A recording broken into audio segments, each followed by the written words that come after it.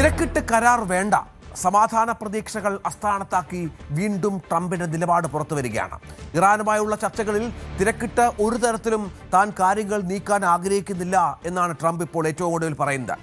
ഇരുപക്ഷവും ആവശ്യത്തിന് സമയമെടുത്ത് കൃത്യമായ ഒരു കരാറിലെത്തണമെന്നും അതിൽ പിഴവുകൾ ഉണ്ടാകാൻ പാടില്ലെന്നും ട്രംപ് കൂട്ടിച്ചേർക്കുകയാണ്.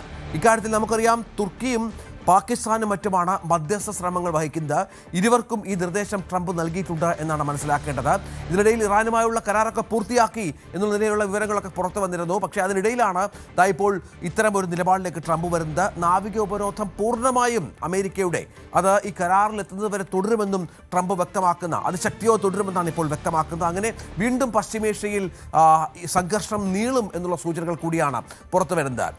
വി ആർ കാർത്തിക് വിവരങ്ങളുമായി ചേരും. കാർത്തിക്, നേരത്തെ ഈ കരാറുമായി ബന്ധപ്പെട്ട് ഇത്തരം പുരോഗതി ഉണ്ടായതിൽ അമേരിക്കയും ബ്രിട്ടനും അടക്കം പോസിറ്റീവായുള്ള നിലപാട് വ്യക്തമാക്കിയിരുന്നു. മാർക്കോ റൂബിയോ ഇക്കാര്യത്തിൽ ചില പുരോഗതികളുണ്ട് എന്ന കാര്യം വ്യക്തമാക്കിയിരുന്നു. ഇപ്പോൾ ഏറ്റവും ഒടുവിൽ എന്താണ് സംഭവിക്കുന്നത്?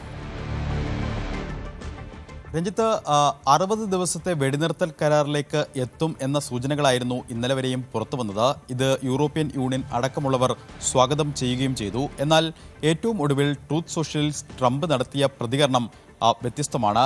തിടുക്കത്തിൽ കരാർ വേണ്ട എന്ന് ട്രംപ് വ്യക്തമാക്കുന്നു. ഒപ്പം ഒബാമ ഭരണകാലത്ത് ഇറാനുമായി ഏർപ്പെട്ട ആണവ കരാറിൽ നിന്ന് വ്യത്യസ്തമായ ഒരു കരാറായിരിക്കും ഉണ്ടാവുക എന്നുകൂടി ട്രൂത്ത് സോഷ്യലിൽ അദ്ദേഹം പറഞ്ഞു വയ്ക്കുന്നു. അതിൽ ഏറ്റവും പ്രധാനമായി ചൂണ്ടിക്കാട്ടുന്നത് ഒബാമ അന്ന് ആ കാലഘട്ടത്തിൽ ഉണ്ടാക്കിയ ആണവ കരാർ അത് വലിയ തോതിൽ ഉള്ള പണമൊഴുക്ക് ഇറാന് അവസരമൊരുക്കി, പണം നേടാൻ ഇറാൻ അവസരമൊരുക്കി, അത് ആണവായുധം നിർമ്മിക്കാൻ അവസരമൊരുക്കി. അത്തരത്തിൽ ഉള്ളൊരു കരാറാവില്ല. ഉചിതമായതും ദീർഘകാല അടിസ്ഥാനത്തിലുള്ളതുമായ ഒരു കരാറായിരിക്കും.